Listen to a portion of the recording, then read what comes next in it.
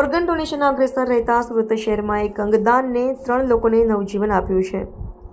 શહેરના 30 વર્ષીય યુવા ધર્મેન્દ્ર નિષાદના પરિવારે તેમના અંગદાનનો નિર્ણય લઈને માનવતાની અનોખી મિસાલ કાયમ કરી છે. ધર્મેન્દ્ર નિષાદ ઘરે દાદર ચડી વખતે પડી ગયા હતા, જેના માથાના ભાગમાં ગંભીર ઇજા હતી. આ ઘટનાને કારણે તેઓ બ્રેન્ડેડ થયા હતા.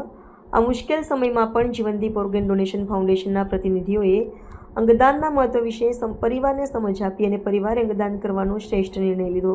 નિષાદ પરિવારે ધર્મેન્દ્રની 2 કિડની અને લીવર દાનમાં આપ્યા છે, જેના દ્વારા 3 જુદા જુદા રોગીઓને નવું જીવન મળશે. આ અંગદાન જીવનદીપ ઓર્ગન ડોનેશન ફાઉન્ડેશન દ્વારા કરવામાં આવેલું 25મું અંગદાન છે. આ ઘટનાએ ફરી એકવાર માનવતા અને પરોપકારની ભાવનાનો પરિચય કરાવ્યો છે.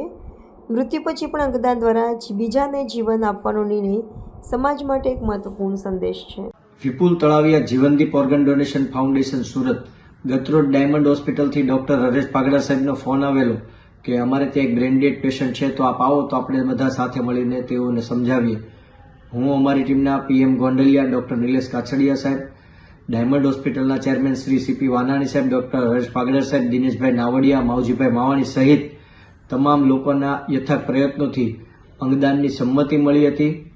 વિશેષ આ ધર્મેન્દ્ર કુમાર 32 વર્ષીય યુવાન હતા, તેઓનું આકસ્મિક બ્રેન્ડેડ થતા તેઓના થકી 3 લોકોને નવજીવન મળ્યું છે. લીવર અને બંને કિડનીઓનું દાન IKDRC અમદાવાદ દ્વારા સ્વીકારવામાં આવ્યું હતું.